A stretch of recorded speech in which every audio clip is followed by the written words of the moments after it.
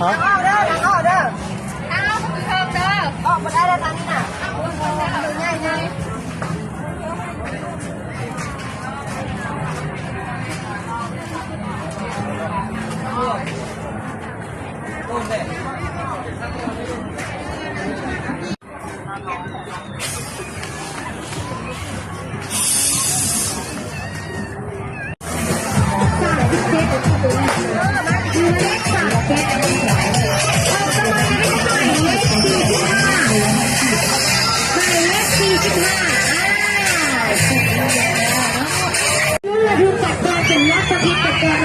ตามตัวด้วยไงนะเด้อ37เลข44เลข34เดี๋ยวตัวนึง8,000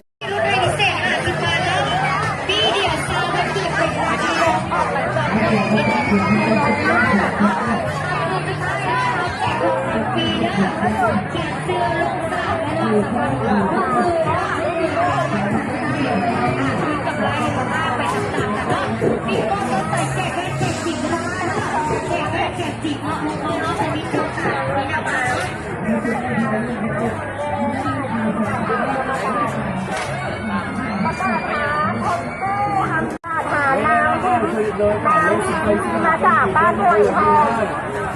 นางฮิมคือมาจากบ้านถวยทองถ่ายรูปสิเป็นสหเป็นปีด้วยกับเลยไอ้ย่าไปหาไอ้ตำรวจให้ทหารดื้อสำหรับนางสายทองเนาะมาจากลูกหลวงแม่นี่นะแม่มุดมาหาลูกแม่ไปหากรรมการแม่มุดทำมันแม่ยาวเลยมาลูกสาวลูกชายแม่ไปหากรรมการเนาะปฏิบัติให้ให้ห้องหาแม่ดูจะเริ่มมาจากเมืองนครยันรองห้อยบาเข้ายังคอนสีจีประมวลคนเป็นกว่าบ้างเก็บข้าวบ้านหนองไห้คือแสนจีข้าวเก็บกระนาพิษคนเลยกว่าบ้านกระพังหม้อใช้เศษฐานโมรณะ100,000จีข้าวคนนี้เราตะโกนว่าเป็นกว่าไปตะวันจีนาแม็กซี่บ็อกซี่มาจากตาลักษาดีข้าวบัวไหลน้ำใสเหนือ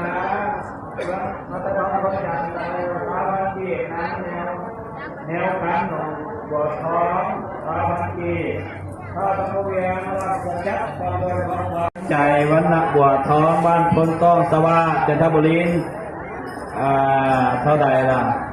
100บวชที่100กีบกูใส่ละไม่ออกนะ100,000กีบวะ100,000กีบนางจันทจรหิมสุวรรณบ้านพลสว่างคือศรีสัตนา100,000กีบข้อความอันคำแสนวิลาศักดิ์ทมขันคำจันทบุรี100,000กีบไม่ออกเพชรสวรรค์กองวงศาบ้านหนองบ่อไซเสถา100,000กีบนางคอนนี่สิริโลดไพบุญอเมริกา1,000 บาทท่าวงเพชรดงคำสร้างสายฟอง50,000กีบท่าลิ้นทองแสงดวงเพชรความได้กว่าบ้านห่วยโค้งแก้วเมื่อแก้วดมแข่งเหมือนกัน100,000กีบแม่ทานไม่อุ่นนางคันบ้านดอนแดงเมืองต้นเพิ่งแข่งบ่แก้ว50,000กีบนางแสงสมัยเมียงเมืองทองบ้านนนสวรรค์ใช้เศรษฐานครจันทร์วัฒนา3,000กีบน้ำตื่นบ้านน้ำทองปัตตานี50,000กีบน้ำมูลสีบ้านโนนสัมปัตพลวางจำพรสวนเขต3,000กีบไม่ออก4,000บ้านหลวงเมืองเหนือนวัดไก่สอดสวนเขต50,000กีบข้าวคณะพรหลวงลาดจอมณีใช้เศรษฐา3,000กีบข้าวอินไนน้ำเพ็ญประจานน้ำแพ้ทั่วผม5ล้านนาทมไซนานี10,000กีบ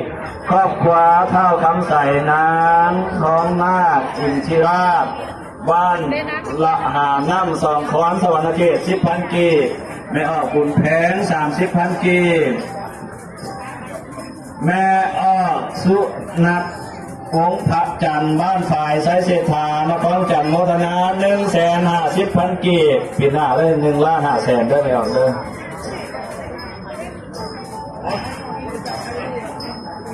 นางอุ่น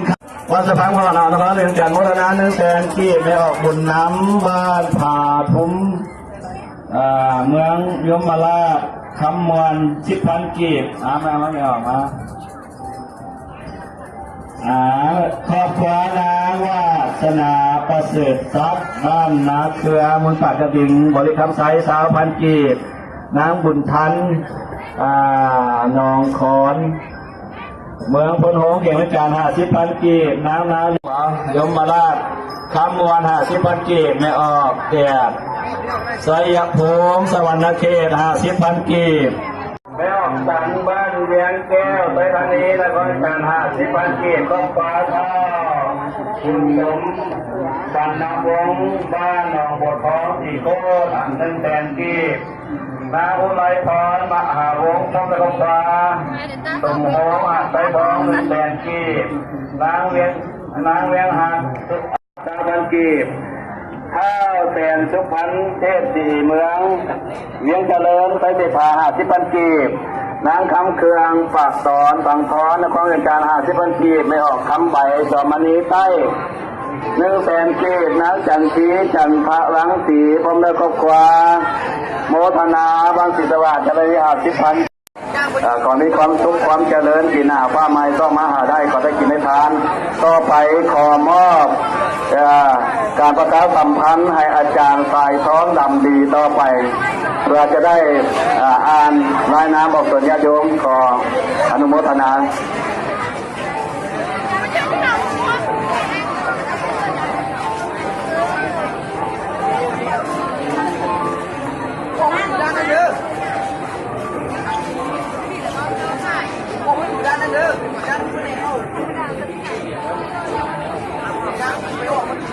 ฮัลโหล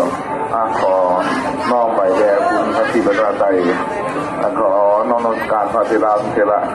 เป็นเดินทุกเชิญพรมันยังไม่ออกพุทธศาสนาชนผู้ที่มีวิจัยเริ่มใส่ในบวรพุทธศาสนาได้มาขับม้อยมาสักการะบูชาองค์พระธาตุหลวงซึ่งเป็นพระธาตุศักดิ์สิทธิ์เป็นมิ่งขวัญของคนลาวเอาเรื่องชาติเนาะมีโอกาสได้มาขับมาไหวมาสักการะบูชาแล้วจะเดินผ่านเข้ามาเด้อของเปียวฮอนอได้มาความพัฒนาฝากซื้อสิ่งนี้น้ำมาไว้ในบวรพุทธศาสนาเนาะบวรพุทธศาสนานั้นไม่ออกนาลีจันทร์แก้วมาบ้านงานเงินอันมันนาโนบ้านแก่เหมือนบ้านแก่แล้วเหมือนบ้านบนทุกคนเหมือนเราพุทธนามาที่ได้ใจที่มันดีแน่ใสมาจากสังคูวังเนาะได้ออกจากว่าวิไลบ้านพ้นตะเป้าจิตรนาพุทธนาโดยบุญว่าองค์พระหลวงเป็นวิจัย100,000 กีบก็กินพระสอนบริจักหน่อมาจากบ้านสงสัยเมืองปากสันเหมือนกำไสพุทธนามา3,000 กีบสาธุพุทธนาประกาศเด้อเนาะขอเดี๋ยวขอหลายเดินทางมาใกล้ๆใจจะได้เหนือมองพุทธนาตัวบุญว่าองค์พระหลวงขอให้คุณทุกคนที่มองเราเรียกมาขอให้เข้าใจเรื่องหาและที่ปัจจิมสมมติว่านับไม่ออกคำมานี้บ้านโพธิสวางเหนือนครนาแต่นครใจสอนผู้พิหารส่วนที่โบราณเมื่อกี้ไม่ออกทำผู้เพียรขอทำผู้เพียรลูกสาวบ้านโพธิสวางเหนือนครใจสอนเมื่อกี้ภาษาสุนทรภาษาไม่ออกแม่เข้าพุทธามาจากบ้านสวนสวัสดิ์คืนนี้มีลมเดินลงไปจะพามาให้เบียร์รถเสร็จมาคนเสร็จจากไหนทั้งหลายทั้งสองจงพินาศไปบาสนาเรื่องประการใดที่ชอบประกอบลงมาทำแล้วเพราะไอ้ที่มันจงสำเร็จเด้อผมไม่ออกเด้อเนาะอนุโมทนาน้ำไม่ออกราศีบ้านแสนน้ำเงินสายธานีโมทนามหาที่บัญชีภาษาถูกไม่ออกเมือง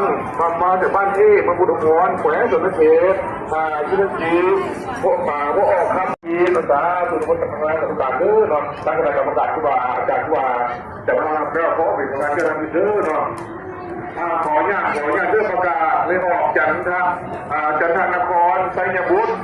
ไม่ออกจากนครไซยบุตรกูเจ้าของบัตรเด้อ มีบ้านประจำตัวเนี่ยลินดาส่วนหัวพันเนาะบ้านนนแก้วสีโคตรโมนามา1 แสนกีบไปออกคอนแก้วพุทธฟองพ่อแม่ครอบครัวบ้านทองแก่มันเป็นเส้นสถาที่พันกีบไม่ออกกงไซหลวงมาลา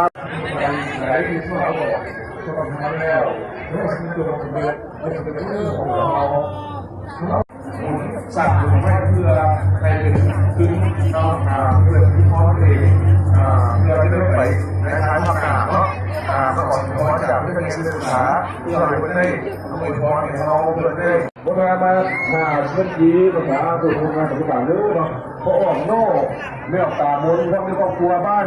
นาตายใต้สร้างมาสมองโบราณวันนี้แสนกีภาษาตัวโบราณโบราณภาษาเรื่องเนาะตามเรื่องเขาตั้งใจเรื่องของไม่ออกตั้งใจคนเสียบ้านยังไม่เป็นการเรื่องเนาะโอ้ยไม่ออกบ้านในโรงงานเรื่องเนาะมันเรื่องไม่ออกเขาต้องมันต้องกี่เล็กมันกี่โคตรโบราณมา3,000 กีบพอออกคำเผยไม่ออกรัศมีมาถึงบ้านที่ดำดวนเนาะจันทบุรีพัฒนามาเป็นปัจจัยอยู่100 บาทไม่ออกของอะไรเพียงต้นทูบ้านโนนแก้ว4 โคตรพัฒนามา1 ที่พันกีบไม่ออกมานี่จันบ้านคนต่างเส้นธรรมชาติพัฒนามา3,000 กีบก็ส่งที่